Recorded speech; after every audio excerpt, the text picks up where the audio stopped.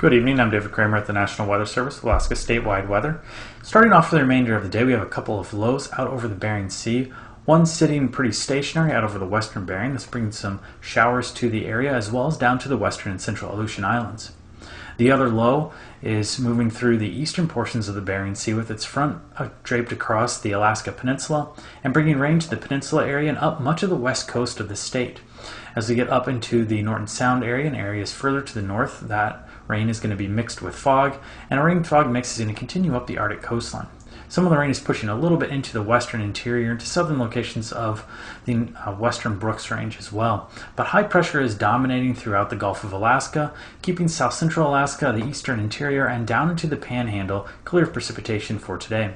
As you move into tonight, that high pressure is slowly pushing off to the east, which is allowing the frontal system to push further into western Alaska. This is bringing rain from the Alaska Peninsula through Kodiak Island, through much of the western half of the state, to include the McGrath area and Galena areas, as well as all along the west coast.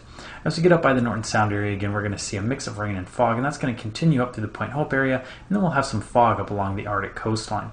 High pressure is going to keep eastern portions of the interior, south central Alaska, and the Panhandle clear of precipitation, and the other low out over the western Bering will bring showers to the central and western Bering as well as the Aleutians.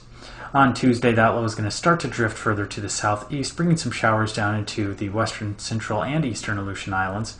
And then our frontal system will start to break apart throughout much of the west part of the state, with a new low forming out over the Barren Islands area, pushing rain into areas of south central Alaska to include the Kenai Peninsula and the Susitna Valley. Kodiak Island will also see some rain as well as much of the western half of the state, and areas starting to push into the central interior as well, with rain and fog up along much of the west coast and Arctic coastline. As we move into Wednesday, the high pressure is really getting squeezed, and we just have an area out by the Panhandle that's keeping that area dry, but we'll now have rain throughout much of mainland Alaska with southerly flow as we have a new system coming up from the North Pacific towards the Alaska Peninsula.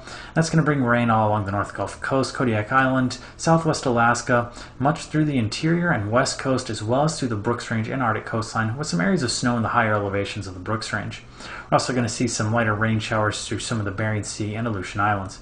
With Alaska statewide weather, I'm David Kramer.